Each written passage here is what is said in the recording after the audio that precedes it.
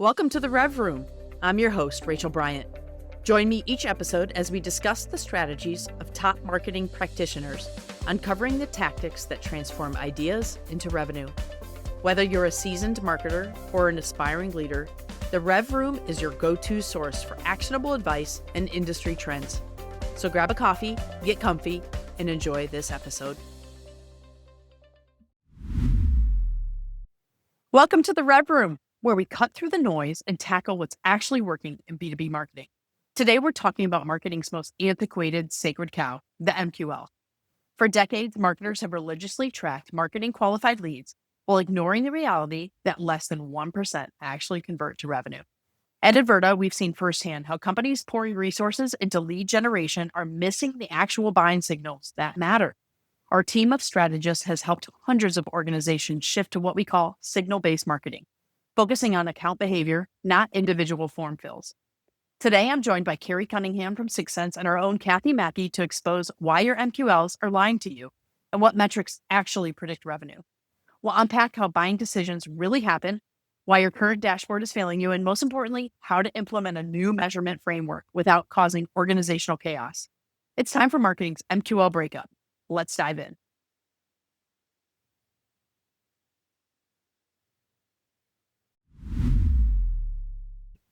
Hey, well, welcome back, everybody, to the RevRoom. Today, we have some return guests to the show, so I'm very excited about that today. And we're going to revisit some things we've talked with one of them about in the past, and that is around MQLs and shifting away from potentially that being our lone source of scoring and measurement for marketing. You guys have heard us talk a lot about the new marketing playbook over the course of 2025, especially. And we want to talk a little bit about okay, so what should we be measuring? What are some of the new metrics we want to be thinking about from a marketing perspective? So I'm happy to welcome back return guests, Inverta's own Kathy Macchi, as well as Kerry Cunningham from 6 Sense. So welcome back, you guys. Thank you. I guess no one's listened to our advice yet, so we get to come back, Kerry, huh? Yeah, we're just going to hammer it home. As many channels as we can get you guys Welcome to my life. Yeah, I'm listening, but not really. Saying the same thing for a long time. And what's good is I'm not bored yet with it. Definitely. That's right. That's right. Well, you know what they say, people have to hear something at least 7 times before it sticks. So we're going to stick with that philosophy over here. So great. All right. 5 more to go, back, Kerry. You guys. Well, welcome back, you guys. And then just briefly for the audience who maybe hasn't listened to the previous episodes, if you haven't, please go back and check out season 1. Both of them were on individual single podcasts. In fact, Kerry, I think we did 2 episodes. We were able to break up that conversation with you last year. So on this very topic, and we'll just pull on that thread a little bit more today. But Kathy, want to just briefly introduce yourself to the audience? Sure. Kathy Macchi. I like to call myself a long-term survivor of the tech industry. Been in B2B marketing for a long time, and I actually have an IT background, so actually understand all the data and tech stuff. That's a big part of what we do now. Great. All right. Thanks, Kathy. Welcome back. And Kerry, how about you? I too am a longtime survivor of tech. I've been in and around the tech industry since mid-90s, something like that, maybe early 90s, and met Kathy not long after that, which was good stuff. And I've been analyst with Serious Decisions and Forrester, and I'm now at 6 Sense, where I still get to do a lot of research and think up stuff we shouldn't be doing, which is what we'll get to talk about today. That's great. Great. Well, thanks, Kerry. And for those of you who don't know, our previous episodes of Kerry talked about his B2B buying journey research that was put out late last year. And we talk a lot about what it means, what some of the data points are. We're going to touch on some of those today, but we're going to go further about, okay, so now what do we do? What do we do differently? What do we want to measure? And how do we as marketers make a shift and adjust in this new world of the way B2B buyers buy? So, okay. As we always do here at the RevRoom, we like to ask our guests to bring their favorite coffee mug and or drinking vessel if you're not a coffee drinker. Yes. Thank you. I got you, Kathy. So I'm going to let you guys share. I am running out of coffee mugs, so I'm just going to jump over to you and let you share. Kathy, I'm going to start ladies first. Okay. let you share your Well, favorite drinking vessel. Last one. I didn't have one because I'm not a coffee or a tea drinker. If anyone has seen me on caffeine, they would understand. I stay away from those beverages. But you said favorite drinking vessel. No. And if anyone knows me, nothing like a good glass of bubbles. Not during the Yes. day, but Yes. yes. For the listening audience, Kathy held up a champagne flute. So, yes, we know And what a she very does in her. festive one, not just Yeah, anyone. did look like a festive one. Yes, Now, yeah. now I know why Kathy sends me emails at midnight and 1 a.m. No, I'm just kidding. All right, Kerry, how about you? I know last time you were here, you shared one of your favorite coffee mugs, had a great story about it. Did you bring a new one today? I did. I don't think I brought this one, did I? This is No. this is an Elvis coffee mug, which probably in and of itself isn't that fascinating. It's from an Elvis diner, but this diner is on the highway between Jerusalem and Tel Aviv. Whoa, okay. Yeah, Because he's still alive, which we could do a whole podcast on that. Yeah, he's running a truck stop diner between. Yes, so it's not far outside of Tel Aviv on the way to Jerusalem, and I was there a couple of years ago before the war and all of that, of course. And Wow. so I was on a tour bus, and they pull into this place, and it's just like an American diner on the highway, and it's very bizarre, but it was a really fun experience. You have to get a coffee mug from a place like that. I would say so. Yes, yes. Well, that's fascinating, Kerry. Thank you for sharing. That's You're welcome. awesome. So, all right, let's dive into the content. Kerry, I'm going to start with you. And one of the things that you talk a lot about is the quote MQL industrial complex. Unquote. Yeah. Can you talk a little bit about what that means to you and why you believe the traditional lead approach isn't working and is broken? So it's a MQL industrial complex is a term I coined based on, of course, Americans should know the term, the military industrial complex was really a reference to the combination of companies that make a profit and war. And when lots of industry can make a profit off there being war, you ought to be careful about that complex, right?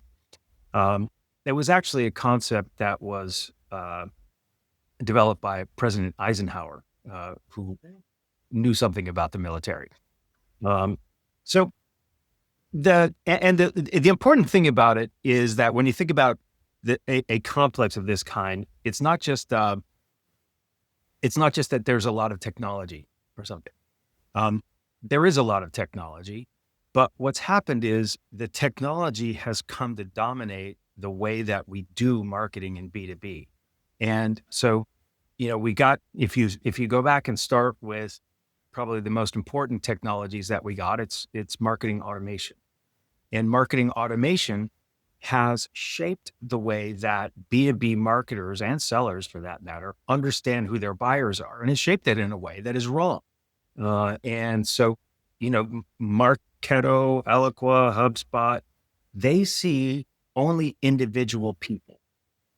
And the buyer in B2B is not an individual person, except in very small deals. And so we've got this complex of technologies. And then also what's really important is processes, measurement practices, culture is all built around this technology that is fundamentally wrong in the way that it's fitted to what we're trying to do in B2B. So like you could imagine that it could have happened differently if, John Miller and Phil Fernandez and whoever were sitting around in the room, they're figuring out what should we do with the technology. If they knew what they knew today, then they would have built it to collect individuals into buying groups, and now we would be off and running. But they didn't. And so what we have is this technology that's based on individual people.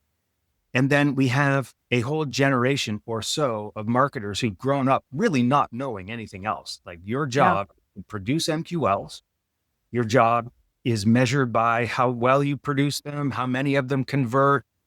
My old firm, Serious Decisions, was great at teaching you how to do it better. And, we've got people practically with PhDs in doing better MQL generation and conversion, and it was the wrong thing to be doing in the first place. Right?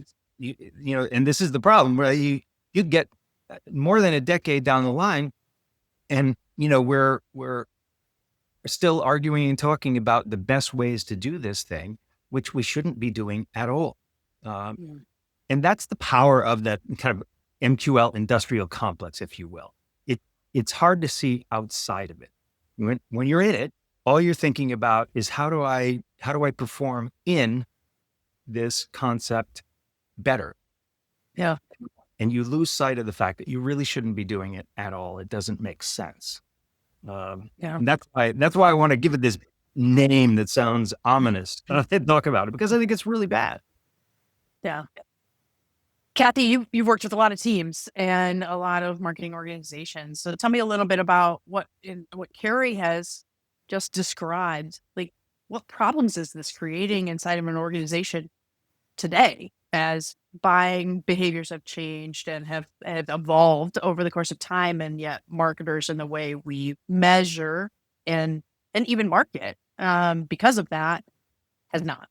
I mean, that's how your budgets are decided. I mean, we've given the board and the CFOs and the executives a great way to say, this is what marketing does. This is how I'm going to measure you. This is how we give you budget. And it allows them very easily to do calculations. Well, we need 5,000 MQL, so this is how much budget. And next year they just want the same amount or more for less money. Yeah. And you're just in this on this hamster wheel. And so I think it's really hard to go back. Like, Kerry, we've talked about this. Yeah. How do you go back after 20 years? I mean, this is 20 years of getting everyone on this page to say, oh, no, we were wrong. You know Like, what? why should they believe you now? Well, maybe you're wrong this time too, Yeah. But like, and then change it all. Like, and so it's created, I mean, if you're asking about the problems it's created, I mean, you've got MQLs look great on paper that don't really give you any insight. We've missed all these new signals that are coming out from anonymous web traffic, intent, all this other stuff happening. And I also think you've created just a lot of team dysfunction. And I've talked about this before. Marketing has to be so specialized. You have SEO people, you have event people, you have digital people, you have campaigns, like everyone, and you have to be that specialized. And so that's how you hand out budget. And when the only measurement is MQLs, everyone is targeting the same audience trying to get an MQL. And really, like, those all have different goals. And so you just have the customer, the prospect, whatever, has been on the receiving end of everyone just, I've got to prove my value, so I've got to get an MQL. And it's like, I mean, I've seen people with impressions try to claim credit for, an opportunity of a couple $1 million. It's like, no, it's like the combination. Right. But we don't have systems to measure what's the combination of all that activity that's created it. And so what are you going to tell you? Well, I don't really have a way to measure it, but this is what I should be measured on. Like, it sounds like you're shirking your responsibility, or you don't want accountability. So we need to change, but I don't think it's an overnight thing. And probably the easiest thing to change, like everyone wants to know about the systems. Well, what do I do with Marketo or Salesforce? That is like 15% of it. It's all the others, like you talk about the industry, it's all the other stuff that's going to be harder to change. Changing the systems is almost going to be the easiest part. Yeah. The technology stuff is there to we can change that today. Right? The thing that gets in the way today is the culture, and the culture is built on what gets measured and what has been measured historically. And as Kathy was saying, it's super easy to plan for and measure MQLs. It's just, they're clear and it's obvious. The problem is you can improve your production and conversion of MQLs without changing your pipeline or revenue at all. That's the question that I think we've failed to ask over the years. Is like, okay, we get so good at the hamster wheel that we forget to look to see whether it's connected to anything that actually matters.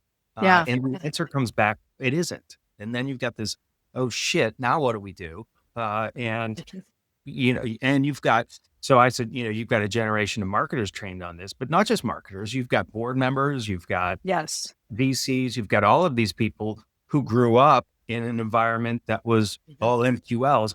And you know what? There's a decent chance that a lot of those people got where they're getting or where they are because they got into a company or companies and the technology was great, and they became a unicorn, and they were getting MQLs and doing this stuff. And they think that the reason they succeeded is because they got the MQLs and they converted them. But it isn't. It's just, it's not. The reason that happened is because, one, the economy was great when it was happening, and they had a technology and a company that had product market fit of some kind, and they rode that wave. And then when they look back, what did we do? Well, we had a great MQL engine. Okay. So that must be it. No, it isn't. It isn't it. Well, we talked about this before too, is right. Like that conversion from MQL to revenue is so low, and we've spent years just accepting it as is and dumping more into the top, right? Like you said, Kathy, $1 in equals X amount out. And we know that sort of works in theory, but I think in our core as marketers, in our gut, we knew it wasn't working, right? Like, but we just don't know what to do about it and how to fix it. So we're going to talk a little bit about that as we continue on. So, Kerry, what your research, we talked about in our previous episode, and we'll link to in the show notes as well, so everybody can go look at it. But we know that buyers create a vendor shortlist very early on in their process, well before they're engaging with your company in any way in sales, and they're even creating preference of that shortlist as well. And can you talk a little bit about, just high level, what is that timeline of a journey, so we can put that into perspective as we talk about, like, how are we going to measure this new world? Yep. So really, no matter how big or small the purchase in B2B, buyers. So I guess I'll start with the baseline that our buyers in B2B are almost always very experienced in buying the things that we're selling. We don't think about it that way, especially if you've been in SaaS for a long time. You think of everything as brand new and new categories and new companies, and that may have been true 20 or so years ago, but it isn't true now. And there aren't that many brand new categories. The ones that are brand new get they make a lot of noise and all of that. But most things that most companies are buying most of the time have been around for a while. And so have the people who buy them. So we're collecting data now for next year's study, and early returns look like the average buyer's in their mid 40s. Many are in their 50s, and they're saying so far, these are very tentative numbers, but they're saying so far that they've been an average of about 8 buying cycles for whatever it is that they're telling us about. So like they're buying in a category right now, and we ask them, how many times have you been through a buying process in that category? And the number is 8, right? So they know you already. And so that's why when they, and by the way, that applies to the financial person, the procurement person, the IT person, the business person who runs the department. You ask any of those people and they say the same thing. The person who has the least experience is the person that we would call the champion. The person you're probably going to think about talking with most often. They're the youngest and the least experienced, but they've also been through 3 or 4, on average, 3 or 4 cycles at least. These numbers will change as we get more data, but that's what it looks like, right? So that's why you got a buying group that's an average size of 11 people. You've got 11 people who have an average of 8 buying cycles for this category, whatever it is. They've got opinions when they show up on day one. Like, they don't need to go through a buying cycle. If you ask any one of them, they go, yeah, you know what? I know what we should buy. And you've got a whole bunch of people who show up in a room, and that's their first conversation is, I want this one, you want that one, they want that one, right? And so it's not, we think of the buying journey as, I'm going to spend a year educating myself on this category. Come on, no, it's I'm going to spend 9 months trying to win this internal debate about what we're going to do. Most of the time, that debate fails, and whatever they have is what happens at the end of that buying process, the status quo. And, it's just nothing happens. But when something does happen, they spend if the average buying journey is about a year long, and that's for like a $250K deal. It doesn't get dramatically shorter than that as prices go down. So even if it's $50K, it's still going to be 6 months long. Because even at $50, $100K, especially today, you got to have the budget. And if you don't have the budget, then it's going to take a while for anything to happen. If you do have a budget, then maybe it can go faster to start with, but you plan that budget in advance. So these things, time, most of that time is the buying group arguing, discussing, debating, what should they do? A lot of times that just fails and they don't buy anything. They just stick with what they have, right? And the biggest opportunity, we can talk about this later, but the biggest opportunity is actually to help more of those buying processes finish rather than fail. Yeah. And then, so they go through that process. If they don't have a personal relationship with the seller already, they don't want to talk to sellers and get pitches until they settle that conversation internally. So the buying process is really about settling that conversation, getting to a point where we're comfortable as a group that we've got our act together, we know what we want, and we have a short list. We now put it in order. Now we'll go out and validate that choice. And sometimes the validation fails and they buy something else, but almost all the time, they end up with the thing that they preferred, that took them 9 months to come to agreements on. And then the last third of the buying process is validation. And the last third of that buying process is otherwise known as the sales cycle, right? So it's, we have some external third-party validation of this. So that the numbers look like, the buyers tell us journey is 12 months long. And then the part where they talk to sellers is about 4 months, a third of that. The company Outreach released some research a while back. They look at their customers, and they look at the average sales cycle for their customers, and across thousands of their customers, the average sales cycle is 3.5 months. So the average sales cycle fits very nicely into the third of the buying process where buyers say they the validation phase. Right. Yeah. Kathy, this obviously doesn't align with how marketers and salespeople and like how we market and how we sell in B2B. Tell me a little bit about how that's disconnected, but what's creating internally between those teams, between sales and marketing alignment and the effectiveness of marketing? Like, what are you seeing with organizations around that? Like I said, like Kerry said, it's a culture change, and I don't see it 100% there because the incentives haven't changed the measurements. But if that were all in place, marketing should be investing early to influence those deals. You should have a account-based model to start to see, like when you get an MQL, a lot of times, Kerry, your research, like it's when the champion reached out to go to a webinar or something. And then we call them, nothing happens. We send them, I love you, call it the icky breaking up email. There might be another one. And by the time the third MQL comes in, they're like, oh, we've already sent this to me 3 times. I'm not going to follow up. When that's when it should be starting. So I think getting some account-based models, how do you get all those signals? I think you've got to align on your metrics. And then you've got to change your whole model. I think it's going to be a revenue team. Like, how do you get sales marketing, but also customer success? Rachel, as you've seen, we've been doing a lot more work on ICP. And Kerry, what we've seen with this, I don't have a statistically valid model, but I've seen enough what we're doing now where, you have certain segments that are really have a much customer lifetime value, where you might be able to sell a deal quickly, but they're going to churn within a year.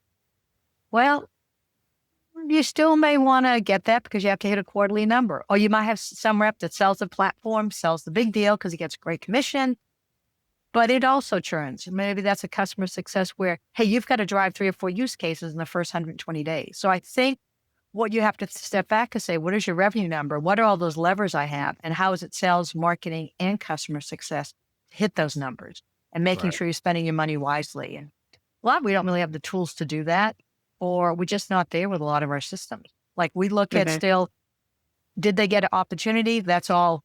In fact, if you get a marketing team doing that, it's great, but it may not be a worthwhile investment long-term. There's a really interesting, very short story, but it's a B2C one where the effort to drive up the volume of sales really hurt overall revenue. And that's Starbucks. Starbucks implemented the remote ordering and drive-through. And remote ordering in particular has caused people to come in, get their order and leave where they might have stayed, or at least some of them might have stayed before.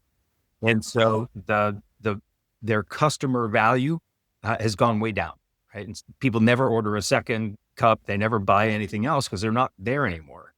And so now Starbucks is advertising that you get free refills because they want people to come and stay and try to spend more money. But now they're having to give stuff away in order to get people to do what they were naturally already doing. Yeah. And, I think we have that in B2B. You could always, not always, you can sometimes find an audience that will buy faster. But as you say, are they going to churn? Are they going to be a nightmare to service? All of those considerations are more important than the simple, where's our best conversion rate? Yeah. All right, so let's talk a little bit about the alternative measurements to MQLs. So we're going to break up with MQLs, maybe not fully. We're going to keep them on the side, just to they don't go Well, fully I don't away, think they'll but- go yeah. away. I don't think they'll go away. Like MQLs may turn into like a hand raiser, like call Oh, me. sure. Right. That, like things like that. Yeah. You're we- hot. You're almost your hot leads, right? Yeah. Yeah, those sorts How of- many times have you called the company? I've done it. Get back with me. Yeah. I'm over here. Yeah, exactly. And we should distinguish that because if your MQL is just somebody who says, call me, or I would like a demo, can you help me with that? You should absolutely have those, pay attention to those, make sure that they get your attention, put your best foot forward, do that. That's people that you should also understand that if they're at that stage, they have very likely already decided where you stand on the short list. You're on the Yeah. short list, right? You have made the short list. That's why they're doing that. But that short list has been put in an order. And when you respond to that, you should ask the question, so were we the first vendor that you contacted? Because the answer to that is the same thing as asking, are we on the top of the list or not? Yeah. Right? Because Yeah. what buyers have said is when they contact vendors, they start at the top of the list. Done. Yeah. Right? Well, we talk a lot here at Inverta about MQAs, marketing qualified accounts. Kathy, tell me a little bit about what that means and why they provide a bigger picture of an opportunity, a better picture of an opportunity. And I think what we've talked about is all those signals. And hopefully it's whatever, like intent data, what they're doing on third-party sites, anonymous web traffic is huge. And plus their regular engagement. I think it needs sales and marketing engagement. Like when do you see enough? And I think that's the analysis you need to do is what is enough, or what is the term? Sufficient engagement. Yeah. To say this is worth pursuing now. And marketing's job should be, if it's, I'll say 20 engagements, what are you doing to get 20 at that account? And if you're not, well, tell sales, don't waste your time. Like, Right. just, if you're counting on that for a pipeline, it's not going to happen. We know it takes about 20 to get here. And I think that's marketing's job, is how do you start trying to engage that group early on and just getting as much activity as you can. Because if someone's not interested, they're not coming to your website and they're not going to your webinars. It's just like, it's logical. Yeah. Like if I'm not buying from you, I'm not doing anything with you. Right. And I think there's a little bit of background that I think most people understand, but I think it's important to just put the context on it. And that is, again, buyers, the average buying group in B2B is 11 people. Even if you go down to like a 50, 100K deal, it's still 6 or 7 people. It's not 2 and it's not 1. And the thing, when those people go out to do their research and when they're doing their research, primarily what they're doing is trying to figure out, how do I win this argument? When they come to your website and look around, they're almost certainly going to be anonymous. So we know that from an account that's in market, only 2 out of every 10 people on that buying team will fill out a form. And if they're going to buy from you, 3 out of 10 people will fill out a form, right? So of the people in that buying group or part of that discussion, that debate, most of them will never fill in a form to look at your content. So one, if you want them to see it, you better get it out from behind that gate, because they're just, if you want it to influence them, they're not going to see if they don't. But then for this discussion about signals, what that means is there's a lot of signal on your website. First of all, there's going to be at least 2 people, maybe 3 filling in a form. So you have to notice when that happens. If you can't see that in your processes, you're missing a big signal. But then the bigger signal is there's going to be 8 other people who don't fill in a form. And if you don't see that, you're missing almost everything that you've paid for. If you're the marketer and you're paying to get accounts that you care about to come to your website, you're missing almost all of it if you don't look at the traffic. And now here's where the MQL industrial complex has caused so much damage. And so it's not just that. So here, the problem is we're so trained to want an MQL that we not only haven't looked for this anonymous traffic, right? Even when we've seen it, we've said, well, I don't care about that because it's not an MQL. And that is maybe the single worst choice that our little industry has made over the last 20 years. It's like the best possible signal of who's in market for you are the anonymous people on your website and what account they're coming from. That's the best signal. Now, it's not the one that sales wants. Sales wants a name of somebody who's chewed up all your content because that feels friendly and warm, but it's not the best signal of who's in market. Everybody comes to your website for whatever reason, they look exactly the same. But when you look at them at the account level and you see, I've got 20 people who are showing interest in this product right now, and 19 of them are anonymous, that is so much more important than I've got one person over here who has now consumed every piece of content that we have. Right? That's the mindset that the MQL industrial complex has blinded us to this incredibly important signal. And then you can say the same thing about third-party intent. Third-party intent came around a lot later. We could have had the anonymous traffic a long time ago. We could have been looking at that 15, 20 years ago. Intent data came along a lot later, but it suffers from the same problem. People have looked at it. Is it a substitution for the MQLs that we have? Is it a better signal? No, it's not a better signal. So I think it sucks. No, it doesn't suck. It's another view on which accounts are out looking for the kind of thing that you sell. And as Kathy said, it should be almost entirely on marketing to identify and understand those signals and to figure out how to combine these signals in a way that is going to be consumable for sellers who should not have to worry as much about all of that complexity. Well, it'd be nice if they did, but they won't. Yeah. Kathy, back to something that we were talking about earlier, and that is proving marketing's value. So we are built in this sort of, every CMO has to go ask for budget, basically tell them why they need the budget that they need or what they're going to get in return for that, what the business is going to get in return for that. But like in this sort of new way of thinking about like the new playbook and how we measure these things, what are some of the metrics that are most impactful for showing marketing's value that we're not using today in those discussions? So here's about proving it. I think the thing is, and I've done this consistently with clients, we have the data. Here's all your opportunity and the values of the wins. And here's how much engagement has been at each account. And it just always, other than one case, it just stair-stepped up. And I just call it like, it's like the early warning system. All I'm telling you is if there's less than 10, nothing's going to happen. But as you get more engagement, the opportunity is there. And I think having that is just such an easy visual. Everyone goes, so when we get 30 engagements, we get a much bigger opportunity. You just have to, and I think it's a process. You just have to keep showing those numbers. And you have to prove it with your data. People are just not going to believe you. Yeah. So what are some of those other things we should be looking at though? Like, obviously MQAs takes into account a lot of other data points, but are there some other things we can be talking about? Yeah. Well, I think MQAs overall, like buyer engagement with that. And I think splitting it out is important. Like how many MQAs do we have versus what type of engagement? I think correlating that to pipeline and wins is really important. What are some of the other things we've talked about?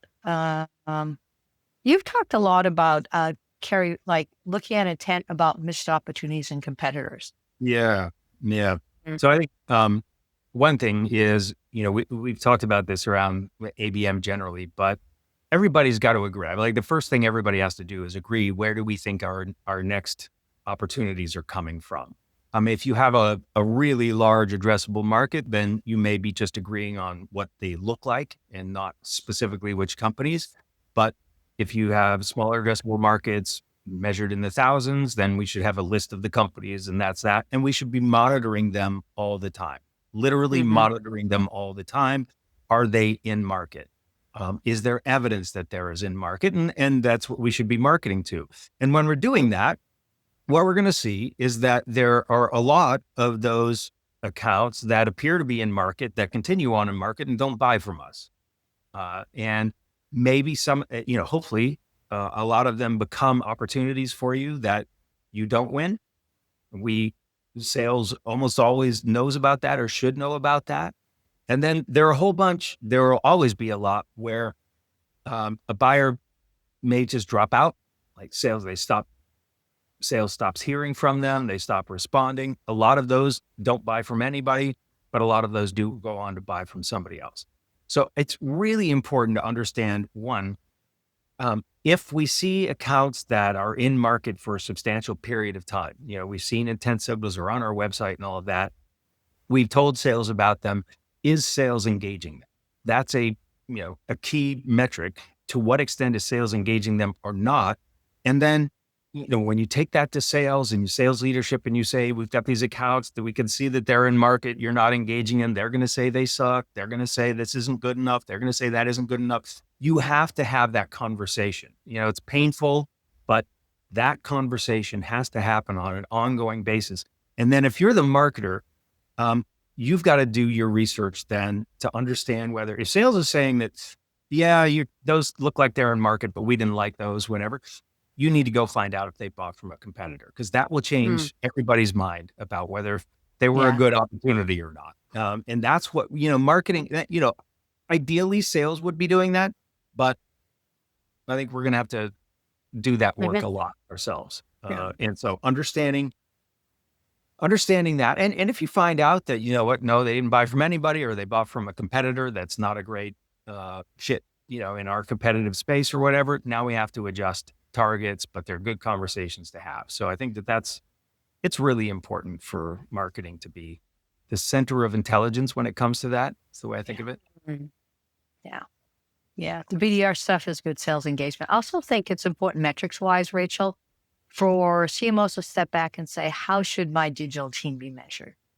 And maybe that's, if you're spending this much money, how much lift do we expect on a website? Website's one of the most important places. If you're doing that, you're not seeing that lift, then no, you're not getting your bonus or whatever. Like, that's what you need to be doing. Is the field only to pipeline acceleration? So having measurements that fit with the channel they own makes sense, and not everyone having the same metric. Yeah. That's a really, really important one, because it seems like everybody wants to measure every tactic against did it produce revenue?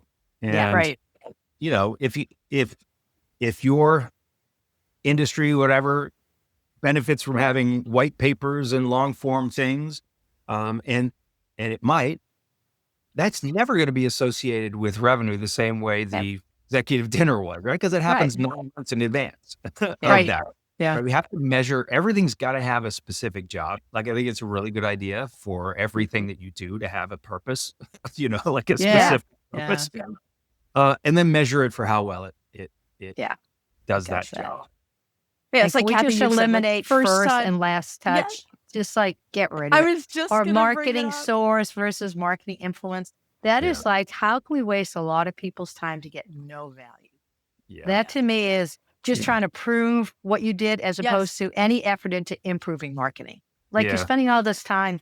Let me show you what I did. It's it's we're always on the defense, and marketers and CMOs are always on the defensive about we have to prove our value. If we, we're working in a good revenue engine, everybody understands the value of marketing. Now you still have to go fight for not everyone understands understands. to do, but I hear you. That's not inherent, but I would say, if you go back, Kathy mentioned lift a little bit ago. So, we measure things that everybody should measure. And so, Kathy, you talked about this. If we know that, I won't get the numbers right because I'm not talking about them all the time here, but if we get 6 people to identify themselves from an enterprise account that we have 50% better conversion from pipeline to closed won deal, right? Mm-hmm. Everybody should have numbers like that you're looking at. And what you're saying is, sales, I can improve your conversion rates and your ability to sell if I accomplish this, right? Yeah. I'm not credit for what you're doing. I'm not sourcing it.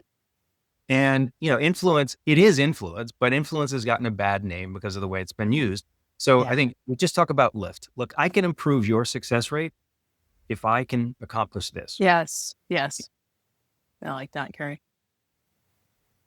All right. So we obviously have some barriers, Kathy. I think you were just saying it, right? Like not everybody knows the value of marketing. Like what are some of the big barriers we're going to have to face and try to move away from being so focused just on MQLs? The board, we've trained them on that. You've got to start there. CFOs have been trained. And CFOs, it's really fun. I've been to some CFO conferences. None of them understand marketing. They like, if I just understood, if I gave them $1 to get 3, I'd give them more money. But what is all this? They just don't. Well, most people in leadership don't come from marketing. CEOs don't. Right. In fact, there was a research from one of the analysts recently went through the disconnect between CMOs and the rest of the executive team and what impact that has and the expectations they have and how they just interact with other members. It was really a fascinating report. Kerry, I'll have to share it with you. I really enjoyed reading it. It was just a different view on it. And so now I forget your question, but what do they need to do? It's just what are those biggest barriers we're going to have? I think it starts with the data. Like you have got to, I think most CMOs are very isolated. This is one thing the report brought up. What relationships do you have? As we all know, we've worked on our one with sales. You've worked on with the CIO. You've worked on the one with the CFO. Like the CFO, they probably don't right now. And so what are those other C-level people that you need to have a relationship with and be able to explain one-on-one what it is you're breaking and having a story to tell? And part of that gets into, and it's not on this topic, marketers, I find CMOs, because we've been this MQL industrial complex, we've got away from really good planning. Like Rachel, you've heard me say, people don't learn how to plan in school. It's not a class you take, Planning 101. No. And so how do you start to connect your business goals to your marketing strategy, this actual outcome, and then tie that to budget? And we really don't have good systems for doing it. And so I think marketers, leadership struggles with that. So you're always using all these other proxies to try to show your value. And you really don't come across as a good business person. You're supposed to be a steward of that budget. We're giving you money. Tell me how. I've seen CMOs, they think it's great to give money back at the end of the year. No, it's not. Because they gave you money to generate X amount of revenue. If you didn't generate that revenue, like they don't see that as a good thing. Like you give me money back. It's like, well, you didn't accomplish your goals. I gave you this pile of money and you couldn't even manage it to do it. Yeah. I told a couple of friends recently that have sort of gone into some leadership roles in marketing, and what I've recommended to them is like, you first of all, build a relationship with your CFO, understand what's important to them, and learn how to speak their language. But like they own the purse strings, and they probably got the biggest like influence over the CEO, right? Yeah. And so you need to have that relationship as a CMO or a VP of demand or whatever leadership role you're in. That's a really important connection to make. And again, speak their language, understand what's important to them. Yep. There's a very specific barrier. It's an idea that is a barrier. And this also is something that is a symptom of the MQL industrial complex. And that is the concept of the time lag between what marketing does and when the result is produced. Yeah. So, it even happens here at Sixth Sense where we know better, but you constantly hear marketers being asked to contribute to pipeline this quarter. We're down this quarter. Marketing, what can you do? Yes. Even in companies where what they sell costs $500,000 and takes 1.5 years to buy. And, the answer should be, in a perfect world, nothing. I can't do anything. It's too late for that. What I was doing to help with this quarter's pipeline was 2 quarters ago, 3 quarters ago. That's how marketing works. And so I think the best time to have that, when CFOs understand that if you describe the problem and talk about it and lay it out. But if you have to start saying that in the moment where somebody's coming to ask you to contribute to this quarter, one, you're probably not going to do it. If you do say it, you're going to get fired. That can't be when the conversation happens. So this has to be a conversation that is ongoing. If you have a time where things are going well, everybody's making their numbers, a great time to start having a conversation about how does it actually work? And how long is that buying cycle? And when does marketing actually contribute to whether we're going to be getting deals? Because it isn't this week. It's a while ago. And that fundamental misunderstanding is a huge part of the tension between marketers and CFOs and marketers and sales. Why can't you just do something and produce buyers? Well, okay. Because it takes a Well, yeah, Rachel, one of my favorite CMOs, I had him talk to Kerry just for this. We're supposed to do some paper on it. But this is like his third time being a CMO, and he's learned. The day he had one of his best analysts, they start collecting this data. And now he's been the role over 2 years now, maybe longer. He knows now for when they give money, 18 months later, it pops out the other side. Because he was done the same thing, fourth quarter. Oh, I'll give you $1 million. What can you do?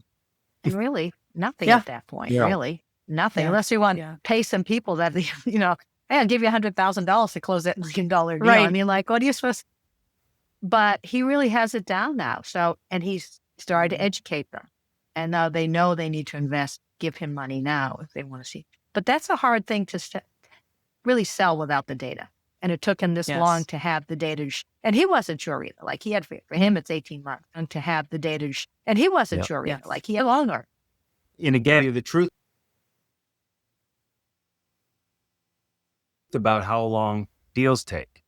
And you can look in your data to see when companies were on your website and then how that traffic was over time and all of that. You could see all of that time in your data. So, what this fella that Kathy's talking about did, I think is perfect. Take the research that says, here's what it looks like everywhere, then go find that in your own data and say, and here's what it looks like in our particular case. And so this is how the world works, right? And now what we have to do is align ourselves to how the world works and maybe try to improve how the world works a little bit, but understand that, you're a factor in how, the other thing we can talk about is another MQL industrial complex thing is the idea of moving buyers through the funnel. It doesn't work that way at all, and, if you're listening to this in your company, think about yourself as a buyer. When did anybody ever move you through something, anything? You've got enough trouble trying to keep things together in your organization, get people moving forward, get all of those things to happen. What you need is enablement, the right information, the right content in a form that people can consume, that has messages for the CFO and all of that they understand. You need help with that, but nobody's moving you through their funnel. It's just not how it works. And we need to drop that idea altogether. Okay, so I'm listening to this. I'm a leader, and in my organization, I'm like, all right, ready to go. You guys have me convinced. Kathy, what are some of the pitfalls that someone needs to be aware of? I think we've probably touched on a lot of them, right? There's going to be some barriers to overcome, but like maybe some unforeseen pitfalls. And then like, how long does this take? Like, am I going to be able to do this next quarter? Or, and have everybody on a different page and moving forward? So it depends how big your company is. If you can all sit around a table, 3 months. If you have a larger organization, and I divide into 3 stages. One is just, I call philosophical. Like one, get the data together first. And then really, is sales really interested in working different with you? Do they agree and understand what an MQA is and buyer engagement? Are they willing to work differently with you? Like you're not going to give them MQL, you're going to give them this other stuff. Like, do you have the right content? So I think there's that philosophical, and you check all those boxes. The operational is almost the easy part, but then you've got to start How do you want to define an MQA? You know, how are you going to have your system set up? What does a BDR do when they get an MQA? Do you give them different training? Do they have different comp structure? What content are you producing? So I think there's just that whole operational part. And then there's the performance alignment. Like, do you have shared goals and metrics? Or are you still having each separate one? So you start getting away from that. Like, here are the accounts we're all focused on. Here's what we're doing. So it's almost 3 phases. And with change management, like, you just can't change routing overnight and all that type of stuff. You know, realistically, I think it's a year. Yeah. You know, if you could all sit around the table, it's 90 days. If it's boardroom, if it's larger, if it's different departments, you have your SMB team, you have your enterprise team. So like, start with the data to me, pilot, like, just don't get rid of it. Do a pilot, redefine success, review your incentives, and you got to be able to tell that story. Like, do it in a pilot and then tell that story. And that's what takes time. Like I said, the operational side, that's the easiest bit. And that's what everyone over focuses on, you know? We talked, show me we that. talked with Like, Yeah. In a previous episode this season, we talked to Jeremy Schwartz from Palo Alto, and they did a very similar transition. And he talked a lot about that pilot. Like, they started in a very small subsegment of what they were working on and got some success, you know, and learned some things through it as well. And were able to tweak and evolve. And then they were able to show, hey, this is our lift if we make this shift. And it was like 100% increase or whatever the number was. It was crazy. It was but you're able to show that. But, all right, let's expand the pilot. And nobody's asking anybody to move this cruise ship, turn it around, you know, all in one fell swoop. So I like that idea of the pilot. Well, that's a really good I'll tip. add a piece to it, only because we're going through this with a client right now, and they sell different products just like everyone. Well, the team that's the easiest to work with, he said, it's really an inconsequential product.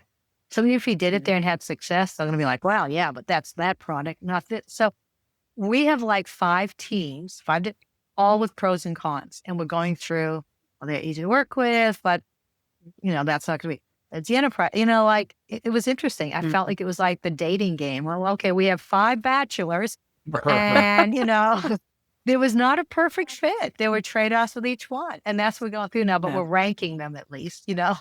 Yeah. That's funny. All right, we're going to wrap here pretty soon, but Kerry, talk about what you're seeing in the future. I know you're prepping this year's survey and some of those things, but like, what are some of the marketing measurement evolutions that you see coming, you know, potentially that you're hearing or that you're talking about? Yeah. So I think, you know, one, we're going to, I think this year's study is going to focus a little bit more on the fact that buyers really are different in nature than we've been thinking about, in that they're much more experienced. The buying journey is not about education. It's about arming buyers. And so I think it's going to have a lot to say about content. And then we can start thinking about, are we really arming our buyers to have effective internal conversations that result, one, in them buying something? That's actually the first most important thing.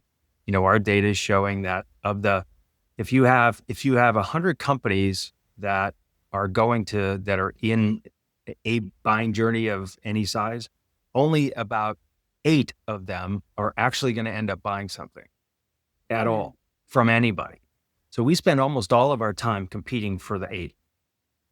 It seems like, you know, might be worthwhile trying to get the 8 to be 10 or 12 or 14, right? So that the pie gets bigger. The other thing is what's the impact of AI on B2B buying? Yeah. And, you know, I think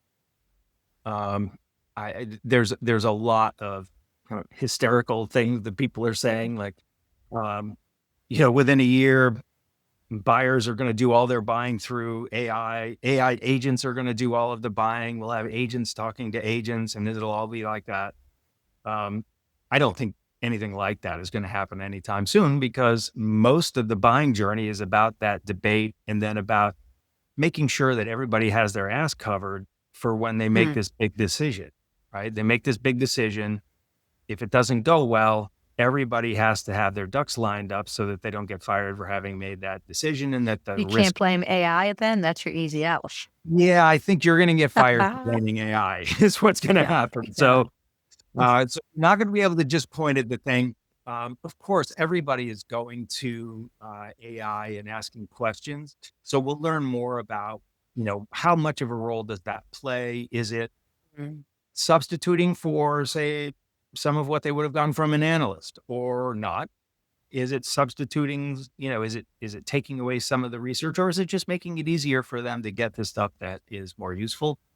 I don't know the answer to those questions, but we're asking those questions. And so we'll know more about that when we get the data back. Yeah. Yeah. Well, thank you, you two. We are out of time, unfortunately. So we'd love to have you back again, maybe 6 months from now or something. We can talk again, Kerry, about your new research that will be coming out, the results there. So see what kind of changes we're seeing as this is evolving. I will link to a few things in the show notes. So please, if you're listening for some information, but honestly, just go follow these two on LinkedIn. You will get great information on a consistent basis. I love Kerry's posts.